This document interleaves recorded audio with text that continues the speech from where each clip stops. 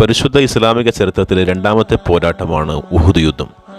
ഉഹുദ് യുദ്ധം നടന്ന സ്ഥലത്ത് തന്നെയാണ് യുദ്ധത്തിൽ ഷഹീദായ 70ഓളം സ്വഹാബികളെയും ഖബറടക്കിയിരിക്കുന്നത്. ബഹുമാനപ്പെട്ട ഹംസ റളിയല്ലാഹു അൻഹുവിൻ്റെയും ഖബർ ഇവിടെയാണ് സ്ഥിതി ചെയ്യുന്നത്. ബഹുമാനപ്പെട്ട അബ്ദുല്ലാഹി ഇബ്നു ജഹ്ഷ് റളിയല്ലാഹു അൻഹു, ബഹുമാനപ്പെട്ട മുസ്അബ് ബിൻ റളിയല്ലാഹു അൻഹുവിൻ്റെയും അതുപോലെ ഷമ്മാസ് റളിയല്ലാഹു അൻഹു അടക്കമുള്ള ഒരുപാട് മഹാരഥന്മാരുടെയും ഖബർ ഉഹുദിൻ്റെ ഈ ഒരു താഴ്വരയിൽ തന്നെയാണ് സ്ഥിതി ചെയ്യുന്നത്. നബി സല്ലല്ലാഹു അലൈഹി വസല്ലമ തങ്ങളുടെ പിതൃ സഹോദരനും മുലകുടി ബന്ധത്തിലെ സഹോദരനുമായിരുന്നു ബഹുമാനപ്പെട്ട ഹംസ റളിയല്ലാഹു അൻഹു.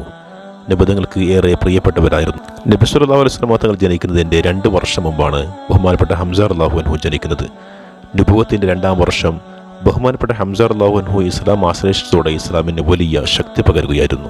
ചതിയിലൂടെ ഹംസ റളിയല്ലാഹു അൻഹുവിനെ കൊലപ്പെടുത്തിയതും ഹംസ റളിയല്ലാഹു അൻഹുവിന്റെ ശരീരം ശത്രുക്കൾ വികൃതമാക്കിയതും നബി സല്ലല്ലാഹു അലൈഹി വസല്ലമ തങ്ങളെ വളരെ വേദനപ്പെടുത്തി. സയ്യിദ് ശുഹദാ എന്ന നബി തങ്ങൾ അദ്ദേഹം